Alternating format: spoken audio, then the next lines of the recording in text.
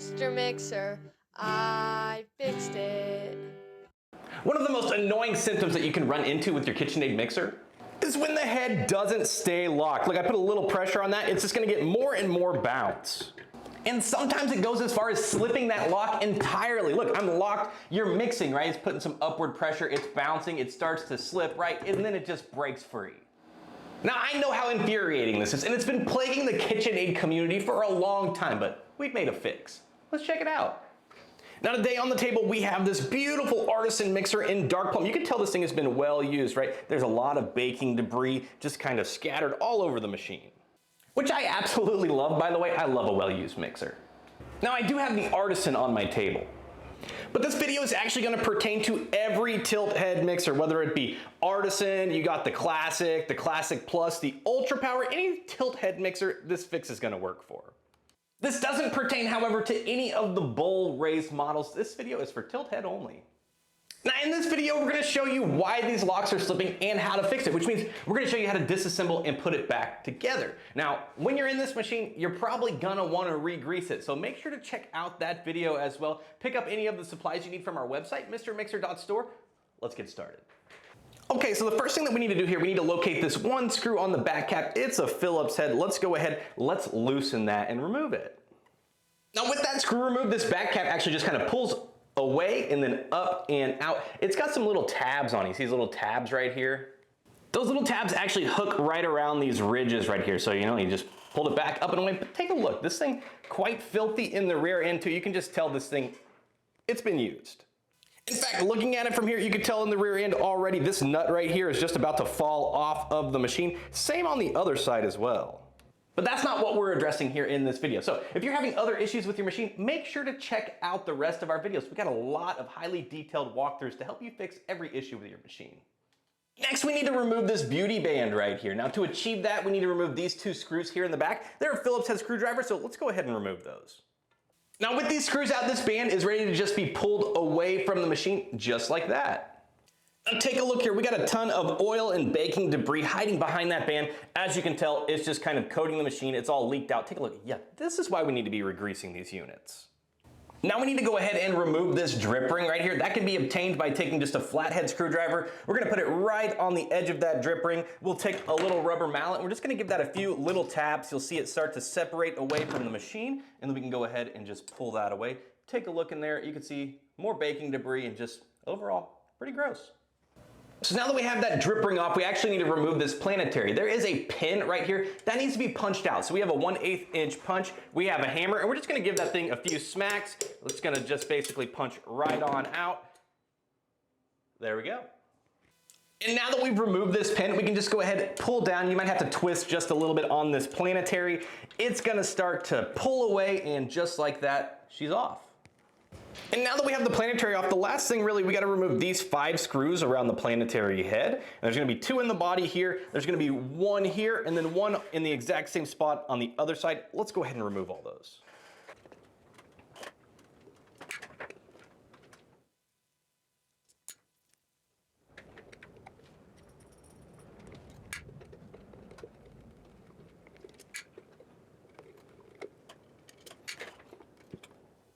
Take a look at all this crust that just falls out as we're unscrewing that. Yucky. So we now have all of these screws out. We're almost ready to separate the upper and lower housing, but we need to turn this thing around real quick. In the back, there is a power cord strain relief that we just need to pull away just like that. And with all of that done, we are now ready to separate this upper and lower housing. We're just gonna kind of wiggle it. It's going to come apart just like that. Take a look at all that. So with the head separated here, we actually have now revealed that lock lever. Let's take a look at that. So this is gonna give you a good idea of what's happening. So to simulate, mixing something, it's gonna be putting upward pressure on this. So we'll just put a little bit of upward pressure here. Watch that lock lever.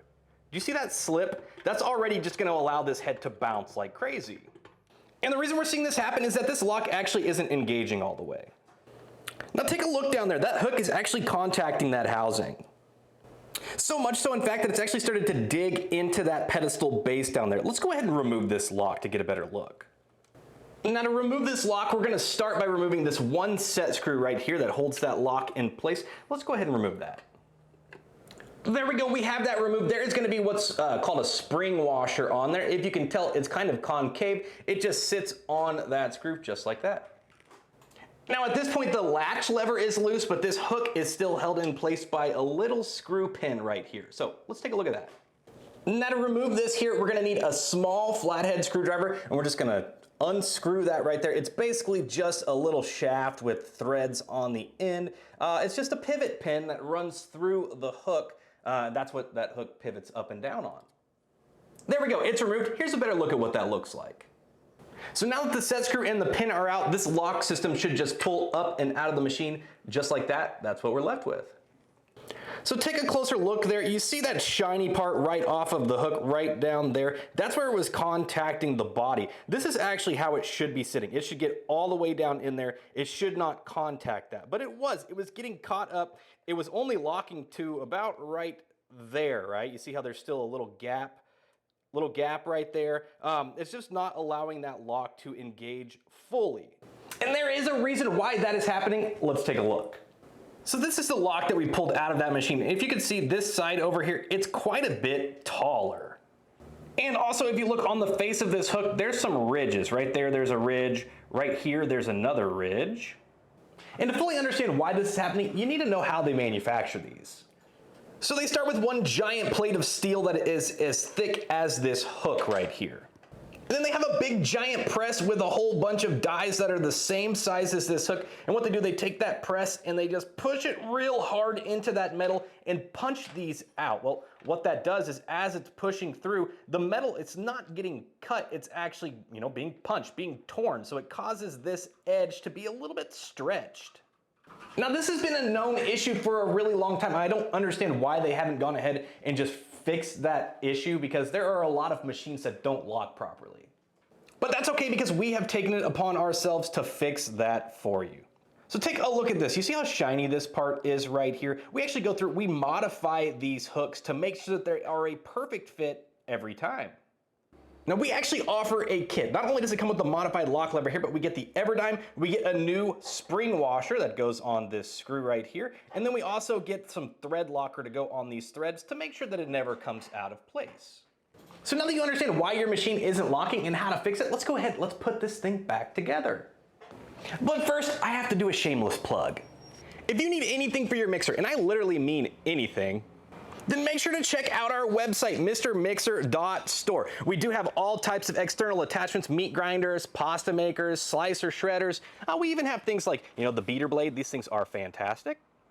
We have bowls, we have paddles, we have every single part that you might need.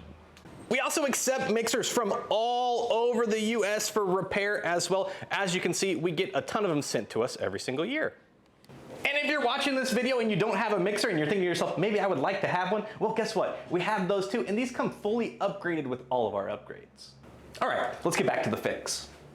All right, so we are ready to start putting this thing back together. We're gonna install this lock lever and then stitch it all up. All right, we got our new lock lever here. Now remember, we do modify these. We're gonna go ahead, we're gonna drop that down into place, and then we're just going to get the screw. We gotta put that screw in. We also need to put this pin in as well. Remember, that goes right here. So we're gonna take this pin, we're gonna insert it into this hole, and then take a look. You see how the lock itself has a little hole right there. We just need to pass this pin through that hole and then thread it into the other side. Now you might have to lift ever so slightly on this lock to get it to pass through there, but you will feel it pass, and then we're just gonna go ahead and thread that into place. Now, if you remember, we have our new little spring washer here. We're gonna go ahead, we're gonna put that over the screw like so. We have our Loctite. We just wanna put a little bit of Loctite on these threads right here to keep this screw from backing out of place. That right there will be plenty, doesn't need a lot, and we'll just go ahead and screw this into place. All right, so we got our screw here. We're just gonna line that up with those threads, and we're just gonna screw this into place.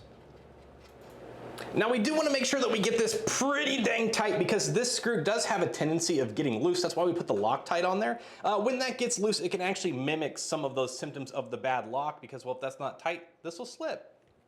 All right, so we have that lock in place. The pin is in, the screw is in. I've done nothing else to this machine. Take a look. I'm putting as much pressure upward as I can. This thing is locked firmly. This isn't sliding. The head isn't bouncing. It's perfect. And I definitely recommend doing this at home before you put the whole machine together. Put some pressure down on this base, get under the head, lift it. I mean, obviously you're not trying to lift this thing as hard as you can, but use some force, use some upward force. See if you can get that to move or slip at all. If it doesn't, you're good. Now remember, as I stated, this is gonna be a perfect time to re-grease this machine. Now traditionally I would do that, but I have other plans for this machine. I'm gonna make another video with it, so I am not going to re-grease it. We're just gonna put this thing back together, but if you do wanna re-grease, make sure that you check out those videos. All right, so we're gonna reach over here. I'm gonna grab this upper housing. Now the goal here, you see all these wires right here? We wanna make sure that none of these wires get pinched. So what I like to do is I kinda like to hold them in my hand, make sure that they're staying in the middle, right? You don't want them to get in under these screw holes or on the sides. They'll end up getting pinched. So just, yeah, like I said, just like this, we'll put it over the top and drop it down into place. You might have to wiggle it just a hair, but it will end up seating just like so. Now to make sure that this is properly seated, we just want to make sure that we don't see any gaps right here. Now if you drop this head down into place, you still have a gap and you can't get it to seat. What you can do is you can take a pin punch or a little screwdriver, put it in through just like that and give this a little twist. It'll allow those gears to mesh up and you should see this housing finish up dropping the rest of the way. But like I said, you don't want to see a gap here. All right, we need to get this machine put back together, which means we need to start installing some of these screws here. Now the screws up here, the 5 that go around this planetary head, they look like this. They have a straight shank on them and then the threads. If it's fully threaded, it actually goes to the body. So you want the ones that have, let me see if I can get it better, nice little shank. You see how there's a straight right there, there's no threads? These are the ones that you want. Now we're ready to move on to these body screws. There'll be 4 of those. Let's get those into place. Now after we have all of the screws in place, we are now ready for our planetary. So we're just gonna take that and we're just gonna push that up into place. And it might take a little bit of force, twist it a little bit, you'll get that to line up, and then you'll just wanna line these 2 pinholes up right here and we'll punch our pin into place. Now, if you take a look in there, you can see that our pinholes aren't quite aligning perfectly. So what we can do, we can get ourselves a little tiny screwdriver here, a household nail, anything of the nature. We'll just put it in there. We'll give that a little pry. It'll pull that up into place, and just like that, now it's aligned. We're ready for the pin. So we want to push this pin in by hand. You'll feel it kind of like seat into place. See, that one went in pretty easy. Sometimes you have to wiggle it, but now that we actually have started to pass through, now we can go ahead, we can punch this in the rest of the way.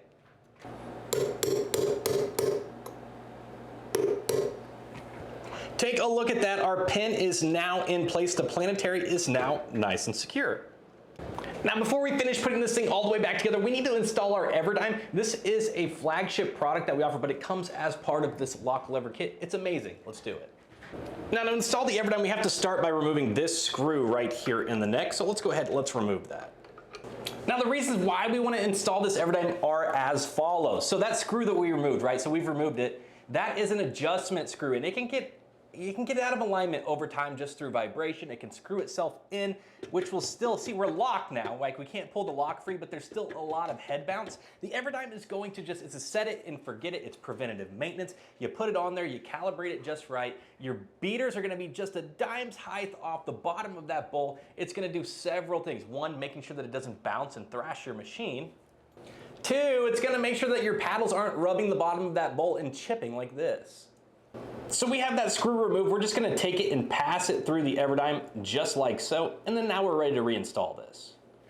Now as we're installing the everdime here, you wanna make sure that you're getting it lined up nice and straight because, well, with anything that you're screwing in, you always run into the possibility of cross-threading, which if you do, not a huge deal, but just like I said, make sure it's going in nice and straight. Make sure that you're not meeting any resistance, right? If you start to meet a ton of resistance, it probably means that you're cross-threading, so you wanna back it back out. So with the everdime on and that screw started, we just wanna go ahead and start tightening this screw down. Now don't tighten that all the way down because we do need to calibrate it. So at this point, we're gonna need a bowl and we're gonna need a paddle. Let's go ahead and put our bowl into place here. We'll take our paddle, we'll go ahead and put this up on the shaft as well. And then the last thing that we're gonna need is a dime. We're gonna take that dime, we're gonna drop that into the bottom of the bowl. Now the goal here is to tighten this screw down just far enough that when you drop a dime in, you have your bowl and your paddle. When you lower that paddle, you want it to just barely pass over the dime. Let's take a look. So as you can tell here, that paddle is still quite high off the bottom of that bowl, nowhere near touching that dime. Which means we need to tilt this back up and we need to go ahead, we need to tighten this down a little bit more. The further you tighten that down, the closer this is gonna get to the bottom of the bowl, and the inverse. The further out that is, the further away this paddle is gonna be from the bowl. Now ideally this is what that should look like. You can see that this screw has kind of receded into that rubber just a little bit. That's about the perfect height setting, but really it's all based on the dime. So we have our head down, we are going to lock the machine, we're gonna go ahead and turn it on. Watch as this paddle just passes over. It gives that dime just a nice little tiny flick on each rotation. So now, as stated, those paddles are just gonna be a dime's height off the bottom of that bowl, which is going to, provide all of those protections we discussed earlier. The head is no longer bouncing. This thing is perfect. Let's stitch it up. Now at this point, there really are only a couple things left to do. We need to reinstall the drip ring, the back cap, and then also the beauty band as well. So let's do that. So the drip ring here, it should just slide right up into place. You're gonna have to put a little bit of upward pressure. Maybe if you have a rubber mallet, you can give it a few nice little light taps to knock it up into place. That thing is now secured. Then we need to go ahead and turn this machine around. So we do need to go ahead, we need to put our strain relief back into place. There's a nice little port for it right here. So we'll just slide that into place. And now we are ready to proceed with the beauty band. Now with the beauty band, we're just gonna take that thing right around the front of the machine. I mean, you can see there's a channel right here that's perfectly designed for that band. You're gonna go ahead, slap that thing around there, and then 2 screws in the back, 1 and 2. And this is what they should look like here, little screws. If you have, this one has, the one for the back cap. Sorry about that, camera was not wanting to focus. The one with the back cap, you see it has this beveled edge on it to where the beauty band screws, they're just nice and flat. Here is the difference. The beauty band screws are a little bit smaller as well, so that's how you'll be able to differentiate the two. All right, let's go ahead and screw in our beauty band real quick. And then lastly, we're ready for our back cap. Now remember, I said there's these 2 little tabs right here. You're just gonna link those into place. Make sure you're not pinching any wires here. And we'll just go ahead, lift that up into its little spot where it seats at. And then once you have that seated, the threads should now line up. We're ready to just install our last screw here. And just like that, the case of the slippy lock lever is solved. Take a look at that. That thing is going nowhere. Now, if you had this issue with your lock lever, it's probable that you have other issues going on with your machines as well. So really, check out some of our content. We have a ton of highly detailed walkthroughs for a whole bunch of different issues. If you're not the DIY person, send it in. We can absolutely take care of you. If you are the DIY person and you watch those videos, make sure to check out our website, mrmixer.store. That's where we have all of these parts and supplies available to take care of any fix that you need for your machine. Now, if this video helped you, make sure to like and subscribe because, well, that really helps our channel. I'm hoping we get a lot. I mean, I know there's a lot of people who are facing this issue, so I hope all of you see it. I hope all of you are able to take care of your issues because, well, like I said in the beginning, it's pretty infuriating. Now, as always, I appreciate each and every single one of you for watching, and, well, we'll see you next time.